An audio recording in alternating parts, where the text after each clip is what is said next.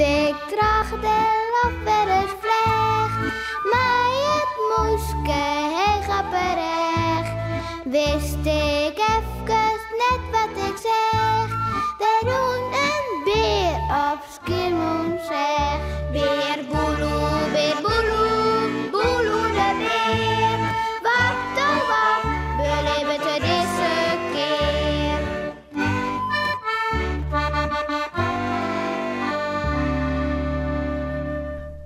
Stwarm.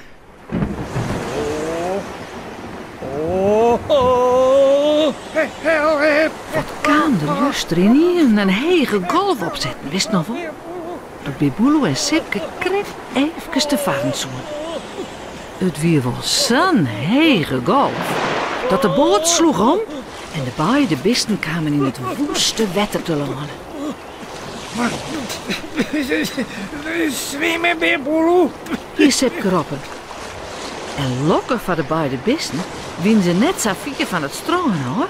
Dat, even letter, hoepla, spuide de zees in één keer op het strand.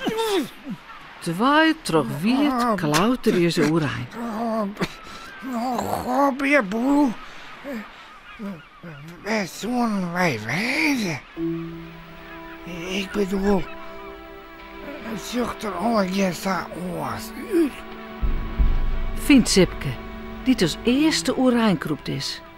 Ja, oors, hè? Oh, Sipke. Als wij maar hier weer thuis komen. Piepert Biboelo nou wat bang.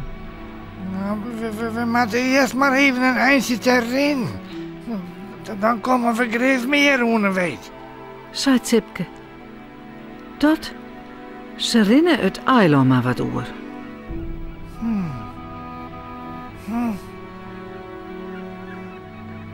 Hier? Roept Sipke dan verheerd. Maar stel nou eens in. Dat is Kreeks en Pieperwijn als die van mij. Ja? Biboelo vindt het heel apart.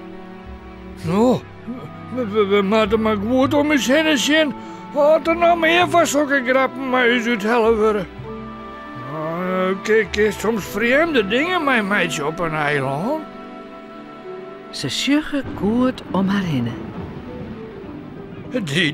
Die kat er. Dat is krijg Jannie de Poes. Nou moet ik gekheid net grut. Dit is nou. Ek Sipke vindt het tegen nieuwsgierig. Oh ja, het lijkt er precies op. Miauw, ja, wat meer je hem nou heel nou? Dat het hier een soort van circus-tent is. Miauw, je weet net het verschil tussen orenkatten en mij, Jannie de Poes. Miauw, waar ligt het op? En we zitten bij de psychiater zou misschien wel het beste wezen. Zei Jannie de Poes lelijk. Oh jee. Sipke, we zijn weer thuis.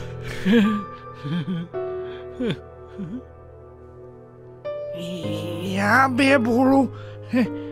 Ik geloof het hek.